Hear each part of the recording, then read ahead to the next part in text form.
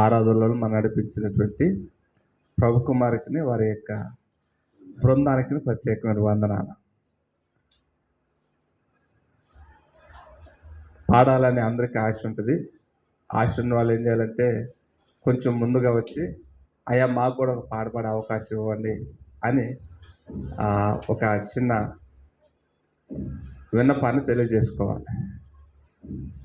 లేకపోతే శనివారం సాయంత్రం అన్న గ్రూప్లో అయ్యా నేను వస్తాను త్వరగా, నాకు ఒక పాటకు అవకాశం ఇవ్వండి ఒక చిన్న రిక్వెస్ట్.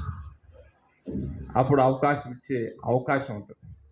యవన తరాన్ని ప్రోత్సహించాలని, యవనస్తులు దేవుని పరిచయాల వాళ్ళు కూడా ఆసక్తిగా భాగస్తులు అవ్వాలని వాళ్ళని ఈ విధంగా ప్రోత్సహిస్తూ ఉన్నాం. దయచేసి గమనించండి. పాటలు పాడే అవకాశం మాకు ఇవ్వట్లేదు. వాళ్ళే పాడుకునే వాళ్ళు అయిపోయారు, వాళ్ళే గాయకులు అయిపోయారు, వాళ్ళే పాడువారు అయిపోయారు అని లేనిపోని అభాండాలు పాడే వాళ్ళ మీద వేయకండి. దయచేసి గమనించండి. సరే, ఈరోజు ప్రభు నన్ను ప్రేరేపించిన కొన్ని మాటలు మీతో పంచుకోవడానికి నేను సిద్ధపడ్డాను.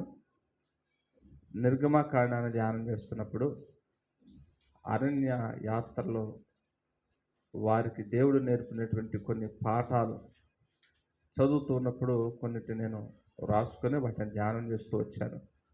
వాటిలోని కొన్ని పాఠాలను మనం నేర్చుకునే ప్రయత్నం చేద్దాం. దేవుడు ఆయన పిల్లలమైన మనందరి ప్రయాణ మార్గంలో ఆనాడు ఇశ్రాయేలు ప్రజలకి ఆయన కొన్ని పాఠాలు నేర్పినట్లుగానే నేటి దిన మన ప్రయాణంలో కూడా దేవుడు కొన్ని పాఠాలు మనకు నేర్పుతూ ఉంటాడు. ఐగుప్తు అనేటువంటి లోకంలో నుండి కానానుకు వాళ్ళు బయలుదేరటానికి వెళుతున్న మార్గంలో వారికి తోడైంది, వారికి నేర్పవలసినటువంటి కొన్ని పాఠాలు నేర్పిన దేవుడు మనము కూడా ఈ ఐగుప్తు అనేటువంటి లోకం నుంచి ప్రభువైన యేసుక్రీస్తు నెరిగి పరమ కానానుకు చేరవలసినటువంటి వారమే ఉండగా ఆ పరమ కానానుకు చేరేంత వరకు దేవుడు కొన్ని పాఠాలు గుండా తీసుకుని వెళ్తూ ఉంటాడు. వాటిలో మనం నేర్చుకోవాల్సినవి చాలా ఉంటాయి. వాటిలో మనం విడిచిపెట్టవలసినవి చాలా ఉంటాయి. వాటిలో మనం ప్రభు కొరకు సాక్షులుగా బ్రతుకుటకు తీర్మానం చేసుకోవాల్సినవి కొన్ని ఉంటాయి. కనుక ప్రభు నేర్పుతున్న కొన్ని పాఠాలు మనం నేర్చుకుని ముందుకు సాగితే అది మన ఆధ్యాత్మిక జీవితానికి, భౌతిక జీవితానికి అది ఆశీర్వాదం. దైవజనుడైన పౌలు గారు అంటారు కదా, తిమోతికి రాసిన పత్రిక 4:7 దైవ భక్తి ఇప్పటి జీవ విషయంలోనూ రాబో జీవ విషయంలోనూ వాగ్దానముతో కూడినదైనందున అది అన్ని విషయాల్లో ప్రయోజనకరమవుతుంది. మరి ప్రయోజనకరము కానిది ఏంటయ్యా పౌలు గారు అంటే, దానికి ముందు వచ్చిన అంటాడు, శరీర సంబంధమైన సాధకము కొంచెము మట్టుకే ప్రయోజనం. అదేం ప్రయోజనకరం పూర్తిగా కాదు, నిష్ప్రయోజనం నేను చెప్పలేదు. కానీ శరీర సంబంధమైన సాధకము కొంచెం మట్టుకే ప్రయోజనం. మీ అందరికీ అర్థం అవ్వాలంటే శరీర సంబంధమైన సాధకం అంటే ఈ రోజున సోషల్ మీడియా నిండా కూడా మీరు కొవ్వు చేత అధికంగా బాధపడుతున్నారా, మీరు ఎక్కువ బరువుతో బాధపడుతున్నారా, మీ శరీరంలో కొవ్వు అంతా కూడా ఇట్టే కరిగిపోవాలంటే ఉదయాన్నే గోరువెచ్చని నీళ్ళలో తేనె కలుపుకొని ఆ తేనెలో రాత్రిపూట జీలకర్ర నీళ్లు నానబెట్టుకొని ఉదయానికి మరిగించుకొని మీరు త్రాగితే మీరు శరీరం ఎంత వెయిట్గా ఉన్నా సరే త్వరలోనే నెల రోజుల్లోనే మీరు పూర్తిగా తగ్గిపోయి అందంగా కనపడతారనగానే మనం ఏం చేస్తున్నాం? ఆ పని చేయడానికి ప్రయత్నిస్తున్నారు లేదా? దానికి నేనే వ్యతిరేకం కాదండి, నేను చేస్తాను కాబట్టి. శరీర సంబంధమైన సాధకమే కదా అది. శరీరం మరి అలాగ తినేసి ఖాళీగా ఉంటే అది లూజ్ అయిపోయి ఎందుకు పనికి రాకుండా ఒక మనిషి దేవుడు సృష్టించినటువంటి ఆకారానికి భిన్నమైన ఆకారం తయారవుతుంది. కాబట్టి కాస్త ఉదయాన్నే లేవటం, కాస్త వాకింగ్ చేయటం, కొన్ని వ్యాయామ నియమాలు పాటించడము, కాస్త ఎక్సర్సైజ్ చేయటము శరీర సంబంధమైన సాధకమే. నేను దానికి వ్యతిరేకం కాదు. కానీ శరీర సంబంధమైన సాధకమాట కొంచెమే ప్రయోజనం. దేవునికి స్తోత్రం. అందరూ అనండి, శరీర సంబంధమైన సాధకం కొంచెమే అని. దైవభక్తి ఇప్పటి జీవం విషయంలోనూ రాబోయే జీవం విషయంలోనూ వాగ్దానం చేయబడినందున అది అన్ని విషయాల్లో ప్రయోజనం. దేవునికి స్తోత్రం.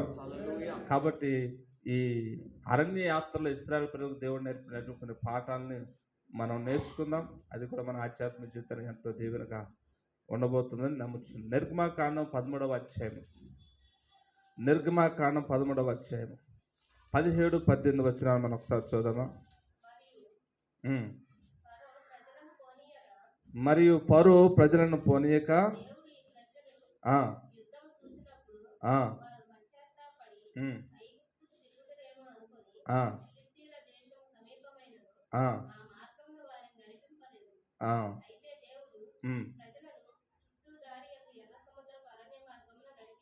దేవునికి స్తోత్రం. చిన్న ప్రార్థన చేసుకుందామండి. ప్రేమగల తండ్రి, పరిశుద్ధుడైన మా యేసయ్య, ఈ శ్రేష్టమైన మధ్యాహ్న కాల సమయంలో నీ కృపాశ్రమకు వస్తున్నాం. ఇది ఎంతవరకు నేను స్తుతించి కీర్తించి నేను ఆరాధించి గొప్ప ధన్యతను మీరు మాకు అనుగ్రహించినందుకే నీకు వందనాలు. మరొక తరుణాన్ని దేవాన్ని సన్నిధిలో నిలబడి మాటలు ప్రకటిస్తున్నాం. నన్ను సులువు చాటు మరుగుపరుచుకోనండి.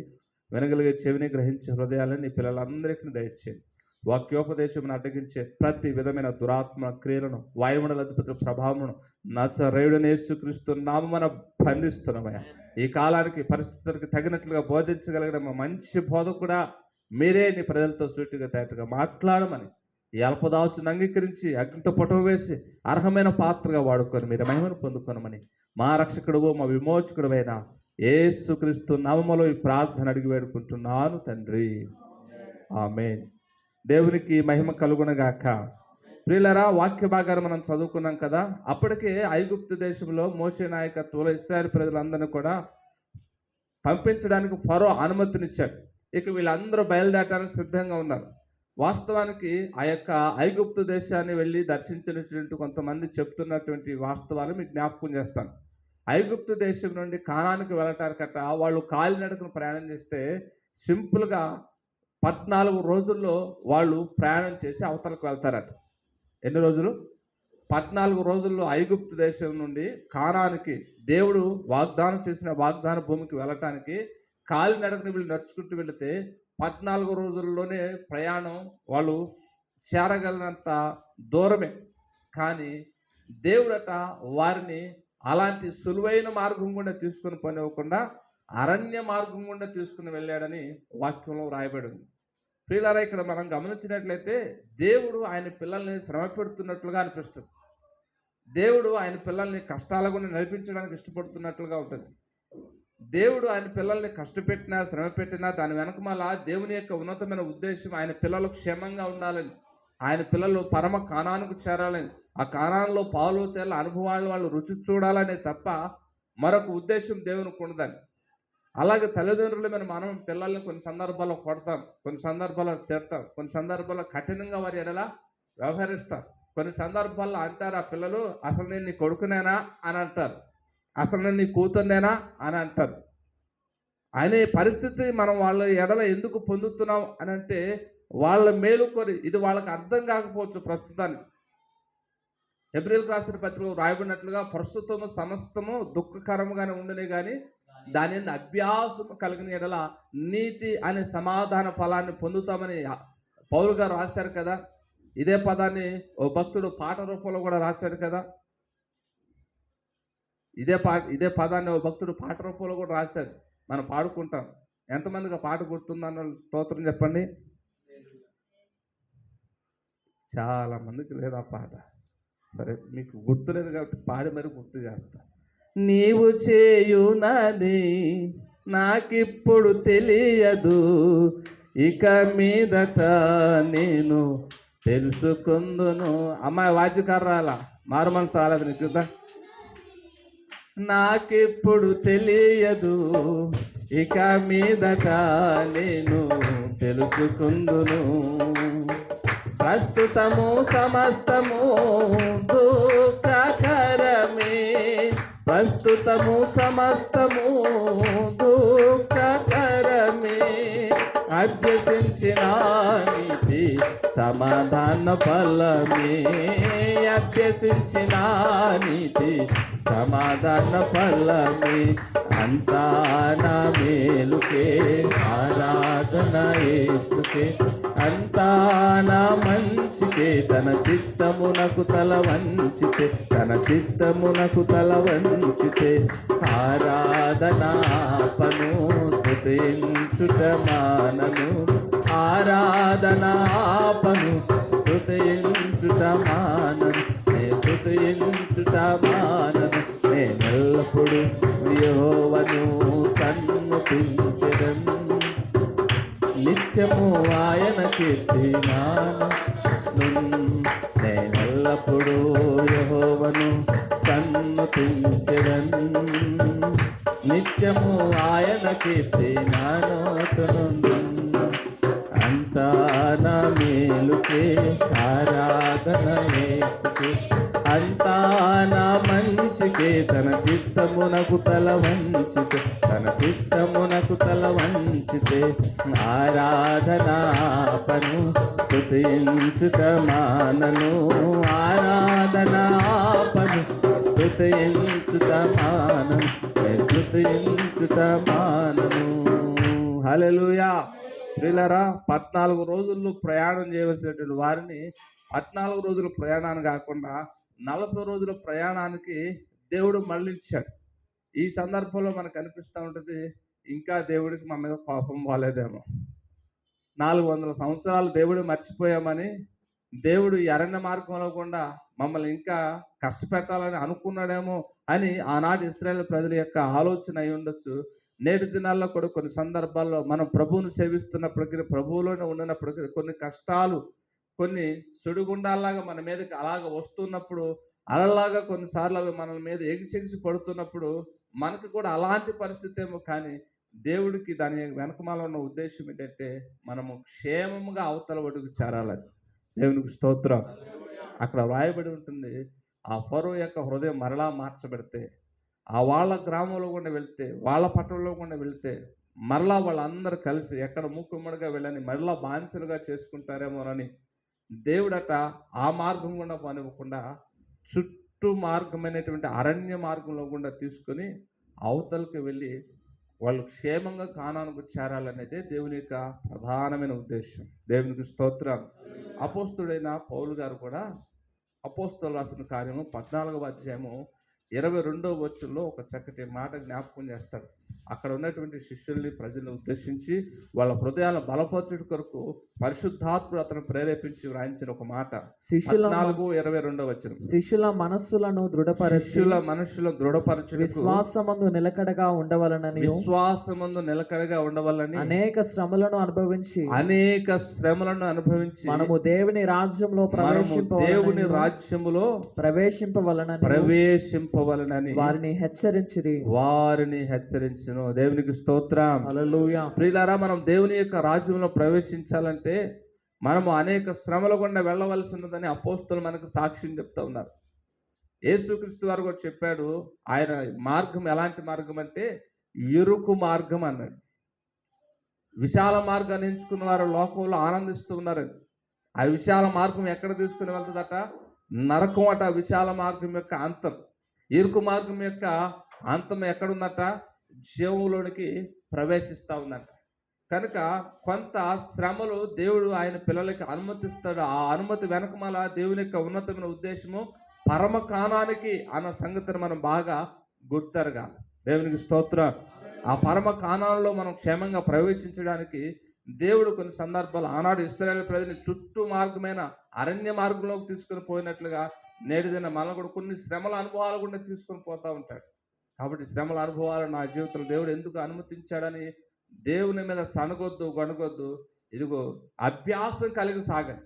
వాటి ఎందు అభ్యాసం మనం కలిగి సాగితే పౌలు గారు అన్నట్లుగా నీతి అనే సమాధానమైన ఫలాన్ని పొందుకుంటాం. దేవునికి స్తోత్రం.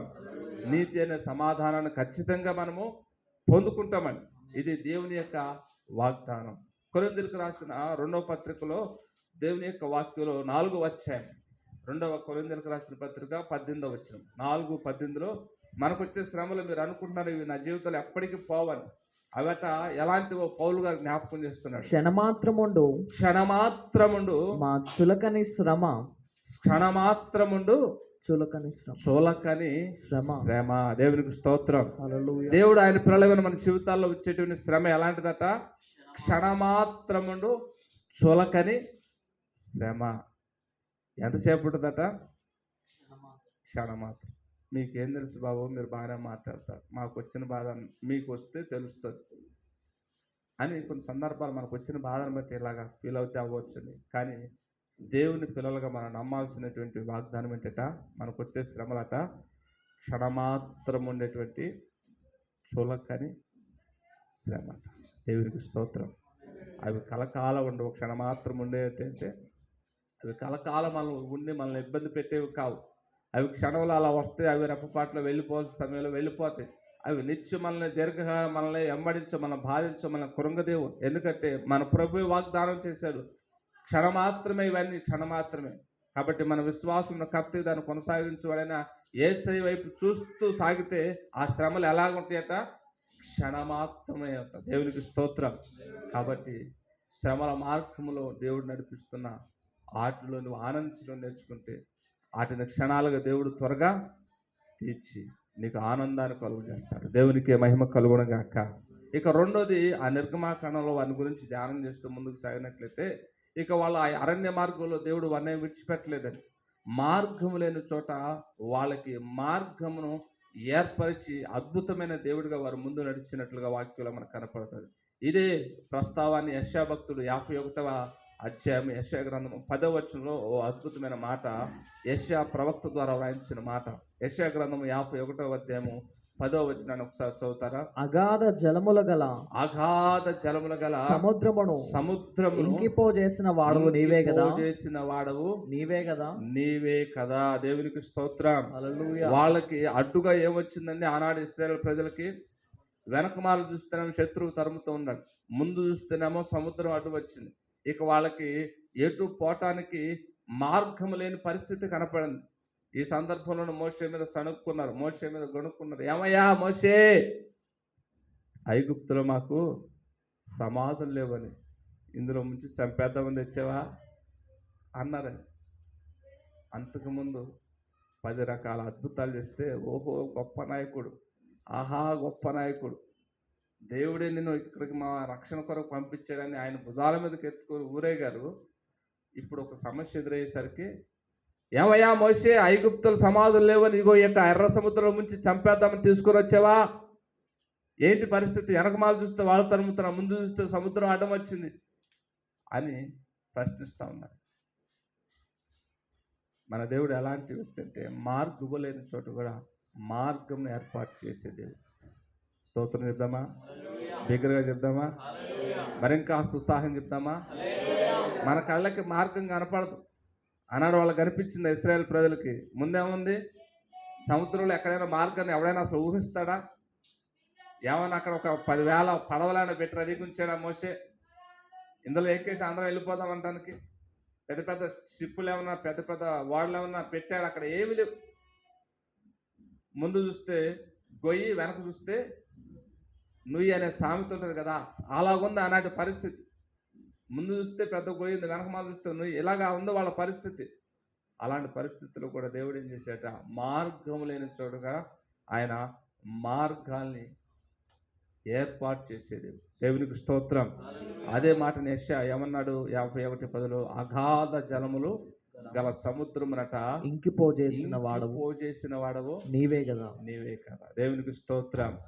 జలములలో బడినే వెళ్ళినా నన్నేమి చేయవు నా యేసయ్యా, జలములలో బడినే వెళ్ళినా నన్నేమి చేయవు నా యేసయ్యా, నీకే వందనం, నీకే వందనం, నీకే వందనం, నీకే వందనం.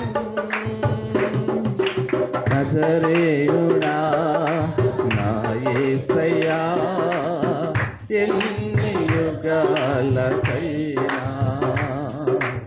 ఆరాధ్య దైవము నీవేనని గళమెత్తి నీ కీర్తిని చాటెదా. నజరేయుడా నా యేసయ్యా. హల్లెలూయా. ప్రియులారా, నేను రాసుకున్న మాట, మార్గము లేని చోట కూడా మనం ఆరాధిస్తున్న దేవుడు మార్గములను ఆయన ఏర్పాటు చేసే దేవుడు అని. ఎరుకో కోట గోడలోనికి ఎవడు కూడా ప్రవేశించకూడదు, వీళ్ళ దేవుడు అంత గొప్పడా, మా కోట గోడలు దాటుకుని వచ్చేంత బలవంతురా వీళ్ళని ఎరుకో కోట గోడల్లో ఉన్నటువంటి రాజ్యము రాజులు అందరూ కూడా లోపల ఉండి బయట తలుపులు బిగించేశారట. ఇత్తడి తలుపులు గడియల్ని బిగించేసి మా కోటలోకి ఎవడు రాలేడు అని ధీమాగా వాళ్ళు జీవిస్తున్నారని. అలాంటి సమయంలో యెహోషువకి దేవుడు వాగ్దానం చేశాడు, ఏమని, నేను ఆ పట్టణాన్ని నీకు ఇస్తాను. మరేం చేయాలి ప్రభా, మా దగ్గర ఏ సామాగ్రి లేదు, ఎలా స్వాతంత్రించుకోవాలంటే ఆ కోట గోడ చుట్టూ రోజుకు ఒక్కసారి తిరగండి, 7వ రోజున 7 సార్లు తిరిగి నన్ను స్తుతించండి అన్నారు. అంతే. ఏం చేశారట, రోజు ఒకసారి తిరగటం, ఆ కోట ముందు కూర్చోవటం, ఆ గేటు ముందు కూర్చోవటం. ఆ కోట కూడా ఎంత వెడల్పు ఉందో తెలుసా, 2 లారీలు దాని మీద తిరగలవారు. ఆ కోట గోడ మీదే రాహాబ్ అని వేసి ఇల్లు కొట్టుకుని నివసించిందంట. అంత పెద్ద విశాలమైనటువంటి ఒక పెద్ద ప్రహరీ కూడా దాన్ని దాటుకొని వెళ్ళాలి, అది స్వాధీనం చేసుకోవాలంటే. వాళ్ళకి మార్గం కనబడట్లేదు. ఆనాడు ఇశ్రాయేలు ప్రజలకు ఎర్ర సముద్రం అడ్డొచ్చి దాన్ని ఎలా దాటుతామో అనుకున్న సందర్భంలో ఎలాగుందో అలాగనే ఎరుకో పట్టణస్తులు కూడా ఆ ఎరుకో యొక్క కోట కూడా అలాగనే ఉంది. దేవుడేమో నువ్వు సాగిపో, నేను వాగ్దానం చేశాను కదా, నేను నీకు దాన్ని ఇస్తానన్నాడు. ఇక యెహోషువ నాయకత్వంలో వాళ్ళు రోజుకు ఒకసారి తిరుగుతున్నారు, దాని ముందు కూర్చుంటున్నారు, తింటున్నారు, తెచ్చుకున్నవి ఏవో మొత్తానికి వండుకుంటున్నారు, తింటున్నారు. అలాగే 7 రోజులు తిరిగి 7వ రోజునట 7 సార్లు తిరిగి 7వ రోజు ఏం చేశారట, 7 సార్లు తిరిగి మరి ఎక్కువగా ప్రభుని స్తుతించినప్పుడు ఏ ఆయుధాలు లేకుండా శత్రువు అనుకున్నాడు, మా యొక్క కోట గోడలు ఎవడో కూడా జయించలేడు, మా లోపలికి ఎవడో రాలేడు అని శత్రువు భావించాడు. మమ్మల్ని స్వాధీనం చేసుకుంటే ఎవడ వల్ల కాదు అని శత్రువు అనుకుంటే ఈ 7 రోజుల స్తుతి ద్వారాగా 7వ రోజు 7 సార్లు ప్రభుని స్తుతించడం ద్వారాగా అద్భుత రీతిగా ఒక్కసారిగా కోట కూడా అట కుప్పగోల్పోయిందట. దేవునికి స్తోత్రం. కనుక మన ఎదుట మార్గము లేని సమయంలో కూడా మన దేవుడు మనం ఆ మార్గాన్ని సరళం చేస్తాడు. అయితే ఎప్పుడు తెలుసా, మనం మానక స్తుతించినప్పుడు. దేవునికి స్తోత్రం. మనం మానక ఆయన ఆరాధించినప్పుడు, మానక ఆయన కీర్తించినప్పుడు, మానక ఆయన వాక్యాన్ని ధ్యానం చేసినప్పుడు, మానక ఆయన మందిరాన్ని సేవించినప్పుడు, మందిరంలోనికి ప్రవేశించి మొరపెట్టినప్పుడు. యేసుప్రభు ఉపమానం చెప్పాడు, మీ అందరూ జ్ఞాపకం ఉందా? మత్తయి సువార్త 18వ అధ్యాయం 1వ వచనం నుంచి కొన్ని మాటలు గమనించి చదువుతారు ఎవరైనా? మత్తయి సువార్త లూకా సువార్త 18వ అధ్యాయం మొదటి నుండి కొన్ని వచనాలు. వారు విసుకక నిత్యము ప్రార్థన చేయుచుండవలనకు ఆయన వారితో ఈ ఉపమానము చెప్పెను. చాలే, మనందరికి తెలిసిన స్టోరీ కాబట్టి నా వైపు చూస్తూ మీరు దేవుని వాక్యాన్ని వినండి. ఎందుకు అసలు ఆ ఉపమానాన్ని చెప్పాడు ప్రభు? చాలా ఉపమానాలు చాలా సందర్భాల్లో ప్రభు జ్ఞాపకం చేస్తారు. అసలు ఉపమానం చెప్పడం వెనకమాల అసలు సారాంశం ఏంటంటే, విసుకక నిత్యము ప్రార్థన చేయుచుండవలనని. విసుగు ఎప్పుడు వస్తుందో తెలుసా?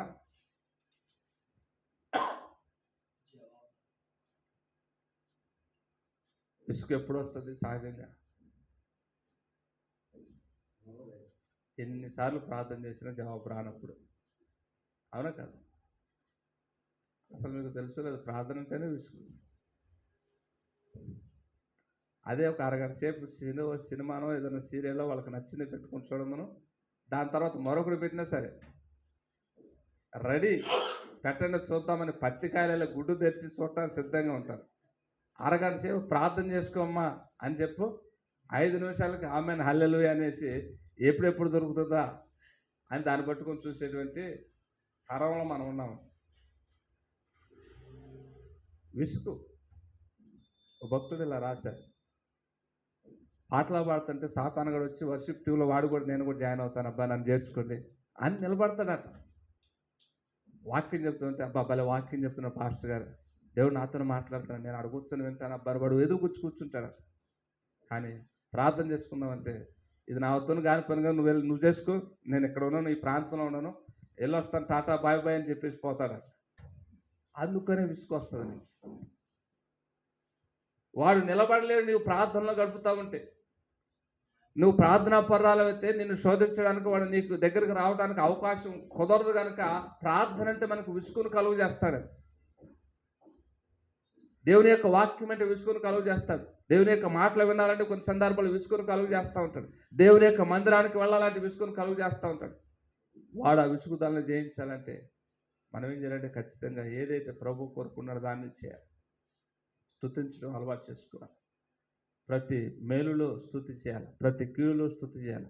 వాళ్ళకి మార్గం సరళం చేయబడలేదు కదా, ఈ కోట గుమ్మం ఎందుకు తిరగాలి అని వాళ్ళు అనుకోలేదు. కానీ యెహోషువ నాయకత్వంలో 6 రోజులు 6 సార్లు తిరిగేసి 7వ రోజు మరింకాస్త ఎక్కువగా తిరిగి దేవుని ఆరాధించినప్పుడు వాళ్ళకి అడ్డుగా ఉన్నటువంటి మార్గము సరళం చేయబడింది. దేవునికి స్తోత్రం.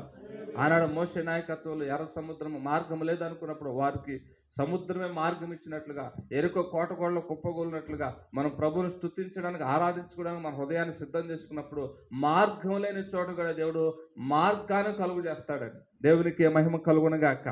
కాబట్టి మనం స్తుతించడం మానదు, మనం ప్రార్థన చేయటం మానదు. మనం ప్రార్థన చేస్తే మనకు తెలియకుండా మన మార్గాలన్నీ కూడా, మనం ప్రార్థన చేయకపోతే మన మార్గాలన్నీ కూడా మూసివేయబడతాయి. అది బాగా సాతానుగాడికి తెలుసు. అందుకని నేను ప్రార్థనలు విసుగుదలని పుట్టిస్తూ ఉంటాడు. ఇంకసార్లే ఏం ప్రార్థన చేసావు, ఏం పొందుకున్నావు అని వాడు విసుగుదల కలుగు చేస్తూ ఉంటాడు. దయచేసి ప్రార్థన మాత్రము మానద్దు, ప్రార్థన మాత్రము మానద్దు. ఉదాహరణ ఎలా రాశాడు, ప్రసంగించే వాళ్ళట ప్రజలకు మాత్రమే కనపడతారు, కానీ ప్రార్థన చేసేవాళ్ళట దేవునికి కనపడతారట. చప్పట్లు కొడుతూ వేసేకి మేము చెల్లుతామా? అవును, ప్రసంగించేవాళ్ళు, నాలా కొన్ని మాటలు చెప్పేవాళ్ళు కేవలం ప్రజలకు మాత్రమే కనపడతాం. కానీ నేను మోకరించి ప్రార్థన చేస్తామంటే, నీవు మోకరించి ప్రార్థన చేస్తామంటే ఎవరికి కనపడతాం? దేవునికి కనపడతాం. మనుషులు కనపడాలా, దేవునికి కనపడాలా? దేవునికి కనపడాలి. కాబట్టి మార్గం లేని చోట మార్గమును మన దేవుడు ఏర్పాటు చేస్తాడు. నువ్వు ప్రార్థన చేస్తూ అలా విసుగు చెందక ప్రార్థన చేస్తే, అన్యాయాధిపతి దగ్గరికి ఆ పేద విధవరాలు వెళ్ళిందట. ఒకసారి వెళ్ళింది, వినలేదు. 2 సార్లు వెళ్ళింది, వినలేదు. 3వసారి వెళ్ళింది, వినలేదు. ఇక 4వసారి వెళ్ళిందో, 5వసారి వెళ్ళిందో, 6వసారి వెళ్ళిందో అక్కడ వ్రాయబడలేదు. కానీ ఆమె మాటికి వచ్చి నన్ను శోధించుకున్నట్లు ఆవిడికి న్యాయము తీరుస్తాను అని వెళ్ళాడట. జనమందరూ అడిగి చూసి ఆశ్చర్యపోతా ఉన్నారు. అరే, ఇది ఎవరి పక్షానికి వెళ్ళి న్యాయం చేసినాడు కాదు, ఈమె పక్షాన్ని ఎందుకు వెళ్ళి న్యాయం తీరుస్తున్నాడు అని ఆలోచన చేస్తే ఒకే ఒక్క రీజన్, విసుకక మాటికి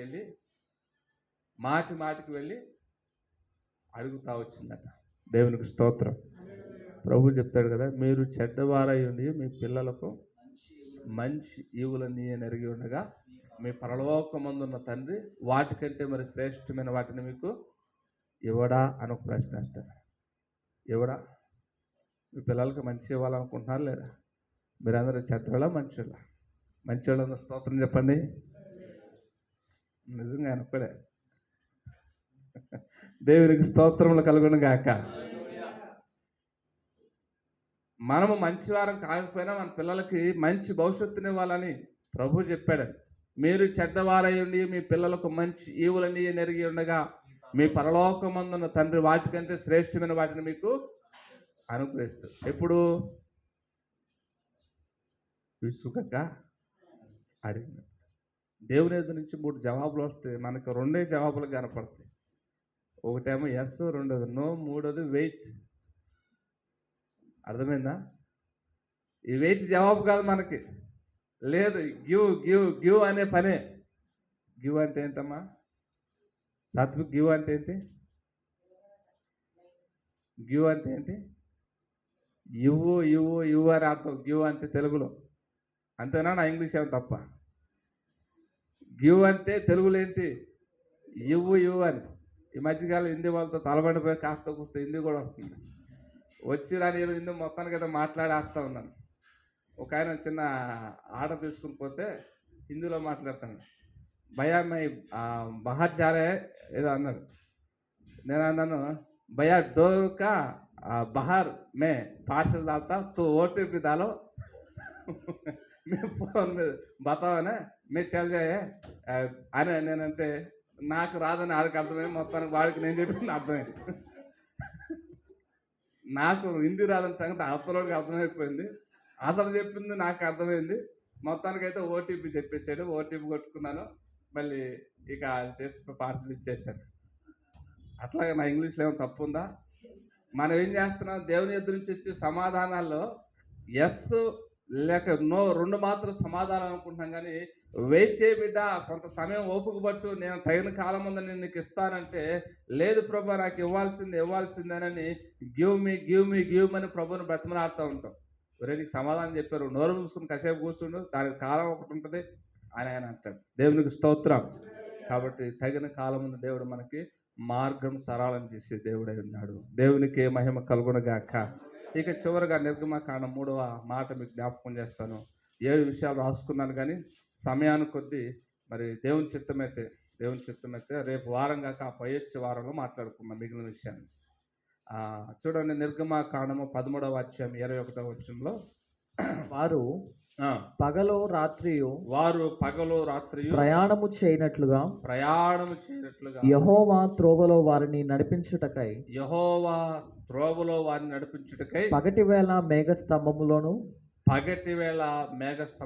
వారికి వెలిగించుటకు రాత్రి వేళ అగ్నిస్తంభములోను నుండి వారికి ముందుగా నడుచుచూ వచ్చెను. ఆయన పగటి వేళ మేఘస్తంభము నైనను రాత్రి వేళ అగ్నిస్తంభముగా ప్రజల ఎదుట నుండి తొలగింపలేదు. దేవునికి స్తోత్రం. హల్లెలూయా. ఇశ్రాయేలు ప్రజలు అరణ్య మార్గంలో ఎన్నేళ్ళు బ్రతికారు, ఎన్నేళ్ళు వాళ్ళు నడిచారని మీ అందరికీ తెలుసు కదా. ఎన్ని సంవత్సరాలు? 40 సంవత్సరాలు. ఈ 40 సంవత్సరాల్లో వాళ్ళని దేవుడు శ్రమ పెట్టాడు తప్ప వాళ్ళని ఎన్నడూ ఎడబాయలేదు. శ్రమల గుండా తీసుకుని వెళ్ళాడు. మార్గం లేదన్న సందర్భంలో మార్గాన్ని చూపించాడు. ఆ తర్వాత అది భయంకరమైన అరణ్యం అని బైబిల్లో రాయబడింది, కానీ తర్జుమా లోపం. అది అరణ్యం కాదు, అది ఎడారి. చెట్లేమి ఉండవు అక్కడ. మీరు యెరూషలేము వెళ్తే చూడండి, అక్కడ చెట్లేమి ఉండవు. ఎందుకంటే ఇజ్రాయెల్ దేశంలో అడవులు తక్కువ, అడవులేమి ఉండవు. 25% భూభాగం కేవలం పంట పండే ప్రాంతం. అది కూడా పెద్ద పెద్ద చెట్లు అడవులు లాంటిది కాదు, చిన్న చెట్లు ఉంటాయి. మిగిలిన 70% అంతా కూడా ఎడారి ప్రాంతం. బైబిల్లో మనకి తర్జుమా లోపాలు అనమాట ఇవన్నీ. మరి ఎడారిలో వాళ్ళు ఎలాగా జీవించారు, 40 సంవత్సరాలు ఎలాగ ప్రయాణం చేసి కానానుకు చేరుకున్నారని కనుక మనం ఆలోచన చేస్తే, దేవుడు వారికి పగలు ఎలాగ ఉన్నాడట? మేఘ స్తంభముగాను, రాత్రేమో అగ్నిస్తంభము. ఎడారి ప్రాంతాల్లో ఎలా ఉంటుందో వాతావరణం తెలుసండి. పగలేమో విపరీతమైన ఎండ ఉంటుంది, సాయంత్రం అయ్యేసరికి విపరీతమైన చలి ఉంటుంది. మీరు కనుక పొలాల్లో పనిచేసినట్టు ఎక్స్పీరియన్స్ ఉంటే, పొలాల్లో తలకు గుడ్డ కట్టుకొని ఆ మిరప కోతలు కానీ, ఆ పత్తి తీతలు కానీ, లేకపోతే వరి నాటు మళ్ళీ వేసిన అనుభవం ఉంటే, మేఘం అలా వచ్చి గాలికి కొంత సమయము అలాగ నిలిచి అలా మెల్లగా పోతా ఉన్నప్పుడు ఆ నాటేసేవాళ్ళు కానీ కోతలు కోసేవాళ్ళు కానీ అనుకుంటారు, ఈ మేఘం ఇంకొంచెంసేపు ఉంటే బాగుండు, ఇంకొంచెంసేపు మా మీద అలాగే నిలిచుంటే బాగుండు. ఇక నాటేసే వాళ్ళకైతే భయంకరమైన ఇంకా వేడి ఎక్కువ ఉంటుంది. ఎందుకంటే నీళ్ళ మీద పడి అది నీళ్ళు ఆవిరి ముఖాన్ని కొడతా ఉంటుంది. పైనుండేటువంటి ఎండ తీవ్రత వేళ్ళ మీద మాడిపోతూ ఉంటుంది. ముఖాలన్నీ కూడా పూర్తిగా మాడిపోతాయి ఎండలో పనిచేసేటువంటి వాళ్ళు. ఎందుకంటే కాస్త వ్యవసాయం తెలిసిన వాళ్ళు, వ్యవసాయ పనులు చేసిన వాళ్ళం కాబట్టి ఈ ఎక్స్పీరియన్స్ మీకు జ్ఞాపకం చేస్తాం. ఒకవేళ మేఘస్తంభం లేకపోతే ఆ ఇబ్రీ సంతానం అందరూ కూడా చాలా సుందరమైనటువంటి ప్రజలు.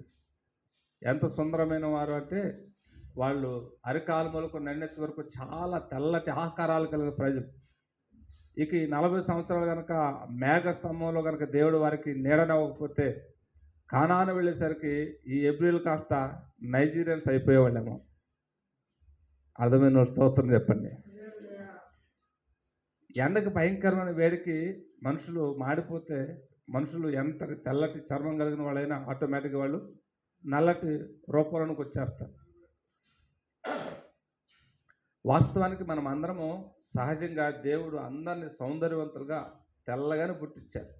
మరి నైజీరియన్స్ నల్లగా ఎందుకు మారిపోయారంటే, వాళ్ళట సూర్యరశ్మికి దగ్గరగా ఉండేటువంటి మెరకైన ప్రాంతాలకు వాళ్ళు వెళ్ళిపోయారు. దేవుడు చెదరగొట్టారు కదా భూమి అంతటా ప్రజలు.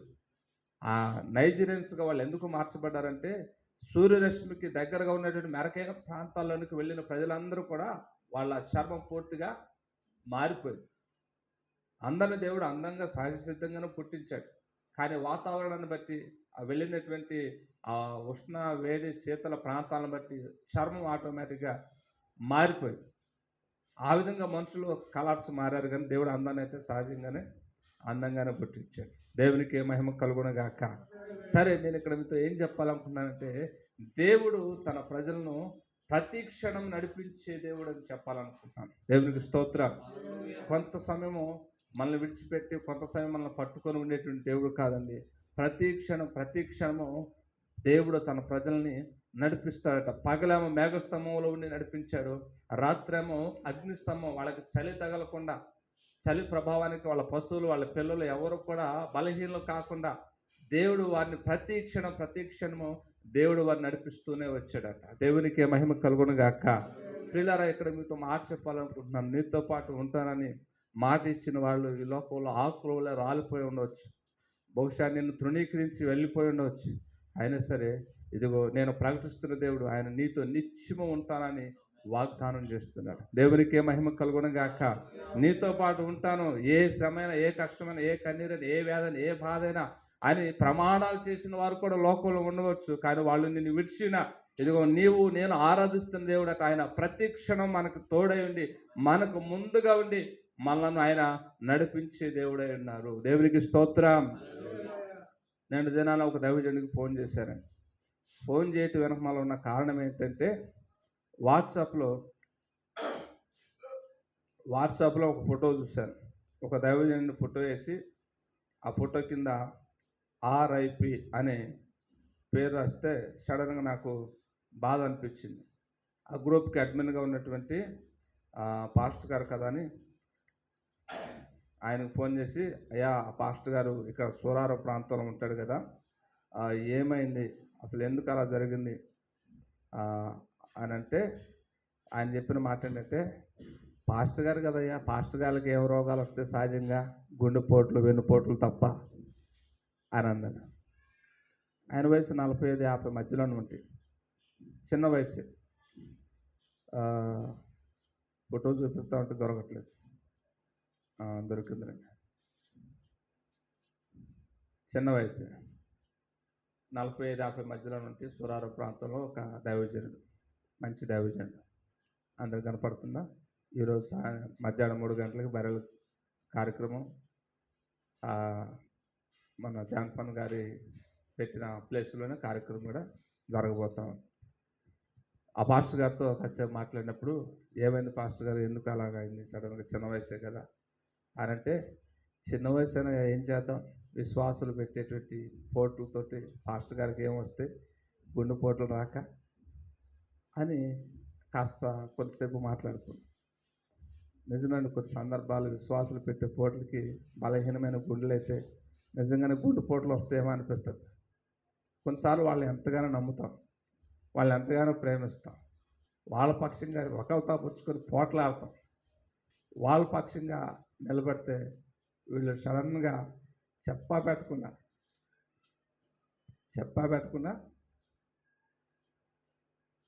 హాయ్ బాయ్ అని చెప్పేస్తారంటే, ఒకసారి ఇంట్లో పిల్లలు ఆ పని చేసిన బాధపడగలవు, కానీ మనం వాళ్ళ మీద ఎంతో నమ్మకాన్ని పెట్టుకుని వాళ్ళ కోసం ఎన్నో కన్నీళ్లు కాచి ఉపవాసాలను ప్రార్థన చేసి దేవాన్ని ఎన్నో మేళను వాళ్ళకి దయచేయాలని వాళ్ళ కొరకు ప్రార్థన చేస్తే ఎన్నో మేళను పొందిన తర్వాత ఇట్లా చెప్పా పెట్టకుండా సడన్గా వాళ్ళు విడిచి వెళ్తా ఉన్నప్పుడు కొన్ని సందర్భాల్లో గుండె తట్టుకోలేదు. ఒకసారి ఆ ఊహ తలలోకి వస్తే పడుకుంటామే కానీ నిద్ర రాదు. ఆ ఊహ తలంపులోకి వస్తే పడుకుంటామో నిద్ర రాదు. టైం చూస్తే తెల్లారిపాటికి 3-4 అయి ఉంటుంది ఒకసారి. ఇక అప్పటికప్పుడు మళ్ళా ప్రభు యొక్క వాక్యం దగ్గరకు వచ్చి ఆ వాక్యంతో మళ్ళా మరొకసారి ప్రోత్సహించుకొని ఇక దేవుని యొక్క కృపలో అలాగా ముందుకు సాగుతూ ఉంటాం. ప్రతి క్షణం ఎవరు మనల్ని విడిచినా, ఇదిగో దేవుడు మాత్రము మనలను విడువను ఎడబాయని వాగ్దానం చేశాడు.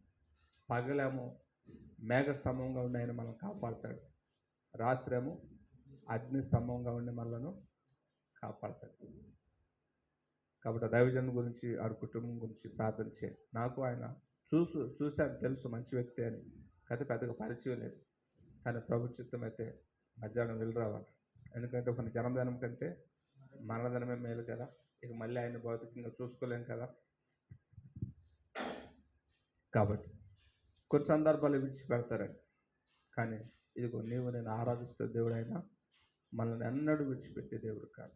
కొన్ని శ్రమల గుండా తీసుకొని పోతాడు, అవి కూడా మన మేలు కొరకే. దావీదు అన్నట్లుగా నీతిమంతుడు నన్ను కొట్టుట నాకు తైలాభిషేకము, శ్రమ కలగక మునుపు నేను త్రోవ విడిచింది, ఇప్పుడు నీ వాక్యమును అనుసరించి నడుచుకొనుచున్నాను. మన వాక్యమును అనుసరించి నడుచుకుంటాను. కొన్ని సందర్భాల్లో కొన్ని శ్రమల గుండా తీసుకొని పోతాడే తప్ప ఆయన మనల్ని ఎన్నడూ విడిచిపెట్టలేదు. ఆనాడు ఇశ్రాయేలు ప్రజలు విడిచిపెట్టాడా? 40 సంవత్సరాలు వాళ్ళ అరికాళ్ళు కట చెప్పులు అరిగిపోలేదట, వాళ్ళ వస్త్రాలట మాసిపోలేదట. వాళ్ళకి అద్భుతమైన ఆహారం, దేవదూతలు పూజించే ఆహారాన్ని ఇచ్చి వారిని 40 సంవత్సరాలు అరణ్యంలో అద్భుతంగా నేను మీకు ప్రతి క్షణం తోడుండేటువంటి వాడిని వారికి గొప్ప భరోసానిచ్చి, పగల మేఘస్తంభం రాత్రి అగ్నిస్తంభంలో ఉండి వారికంటే ఆయన ముందుండి వారిని నడిపించినాడు. దేవుని మనము ఆరాధిస్తాం. కాబట్టి ఈ అరణ్య యాత్రలో దేవుడు నేర్పే పాఠాలన్నీ ఇవన్నీ. ఈ లోకమైన అరణ్యంలో పరమ కానానికి చేరేటువంటి మార్గంలో కొన్నిసార్లు ఇలాంటి అనుభవాలను దేవుడు మనకు తీసుకొని వచ్చినప్పటికీ ఒకటి మాత్రం వాస్తవం, ఆయన ప్రతి క్షణము మనల్ని ఆయన నడిపిస్తున్నాడు అనే సంగతిని మర్చిపోవద్దు. ఆ గురి కలిగి ఆ నిరీక్షణతో మన ఆత్మయాత్రలో ప్రయాణిస్తూ పరమ కానానము చేరుదుముగాక. దేవుడి వాక్యమును మన అందరి వెనుకలలో వర్ధల్ల చేయునుగాక. తల వంచుదాం, ప్రార్థన చేసుకుందాం. అలాగే ప్రభు యొక్క శరీరము, ప్రభు యొక్క రక్తం మన మధ్యలో ఉన్నది. పాలు పొందుటకు సిద్ధపడిన వారందరూ కూడా సిద్ధంగా ఉండాలని ప్రభు పేరిట మనం చేస్తున్నాం.